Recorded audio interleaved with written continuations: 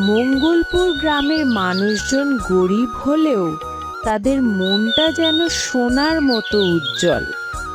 এবছর কালী পূজা আর দীপাবলি একসাথে, তাই পুরো গ্রাম এখন আলোর উৎসবের প্রস্তুতিতে ব্যস্ত।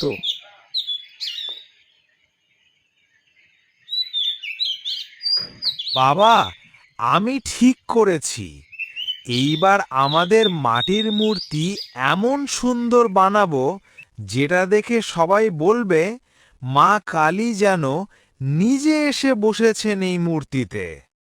হাহা, আরে বাবা, তোর এই সাহসটাই তো আমার ভরসা। মনে রাখিস, মাটি দিয়ে শুধু মূর্তি নয়, বিশ্বাসও গড়তে হয়। তোমরা দুজন সারাদিন কাদা নিয়ে খেলবে আর আমাকে খালি থালা ধুতে হবে। চলো, আগে ভাত খাও।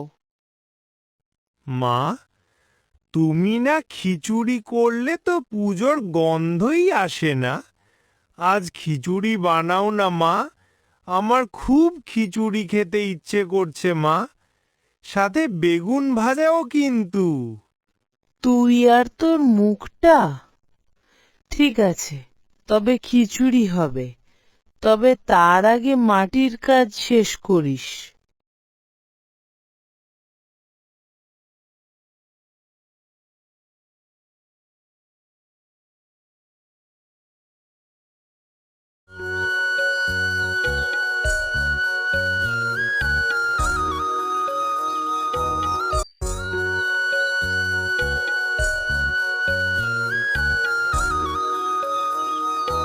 বিলু, চল, আজ মেলা বসেছে। আমি শুনেছি নতুন ধরনের আতশবাজি এসেছে। নাগিন, চাঁদের ফুল আর একটাকে নাকি বলে বাজ পাখি বোমা।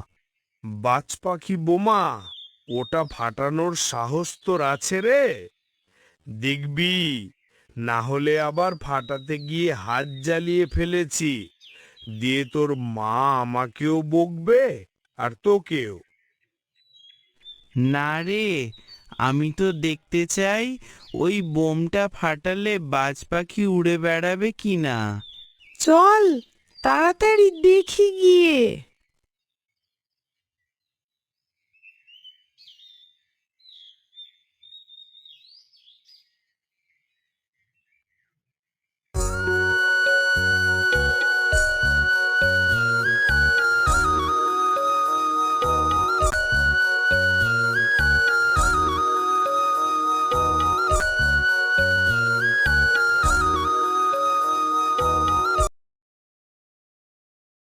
কাকা, ওই বোমটার দাম কত? একটা 10 টাকায়, তবে সাবধানে ফাটাস, আগেও দুজনের চুল পুড়েছিল। চুল পুড়েছিল? তাহলে চল, আমার চুল একটু ছোট করি।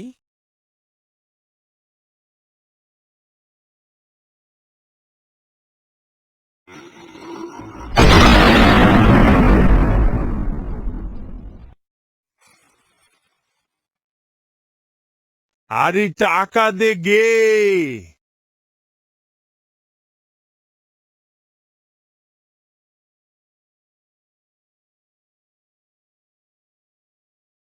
এইভাবে যদি জ্বর না নামে, তাহলে কাল ডাক্তার আনতে হবে। কিন্তু টাকা কোথায় পাবো গো? টাকা নিয়ে চিন্তা করো না তুমি, মা কালী তো আছেন। আমি যে মূর্তি গড়েছি, সেই মায়ের চোখে বিশ্বাস আছে। বাবা, তুমি শুধু বিশ্রাম নাও, আমি কিছু একটা করব। মা কালী নিশ্চয়ই শুনবেন আমার কথা। আমি ছোট মানুষ, কিন্তু তোমার ওপর আমার বিশ্বাস বড়। তুমি যদি আমার বাবাকে সুস্থ করে দাও, আমি তোমার জন্য নিজের হাতে 1000টা প্রদীপ জ্বালাবো। তুমি শুধু একবার আমার বাবার কষ্টটা দূর করো মা, আমি সারা জীবন তোমার ভক্ত হয়ে থাকব। বাবাকে ঠিক করে দাও না মা, দাও না মা বাবাকে ঠিক করে।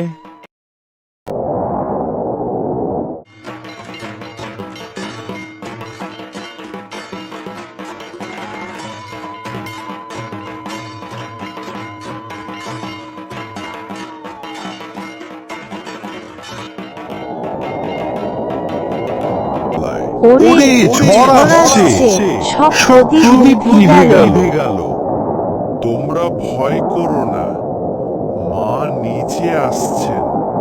যখন আলো নিভে যায় তখনই তো মা তার আলো দেখান।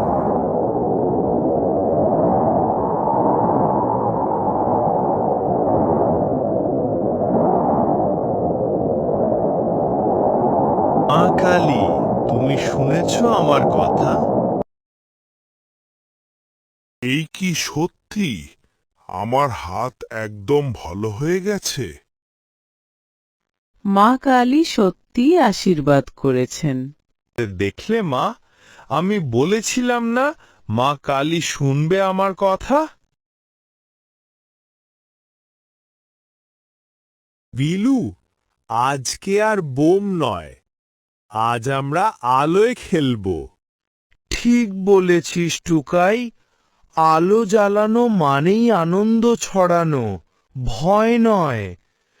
মা কালী যেমন অন্ধকার দূর করেন, তেমনি দীপাবলি মানে অন্যের জীবনেও আলো ছড়ানো। কালী পুজো ও দীপাবলিতে চলো আমরা একে অপরের জীবনে আলো জ্বালাই, কারণ সত্যিকারের পুজো মানে শুধু প্রদীপ জ্বালানো নয়, অন্যের মনে আলো ছড়ানো।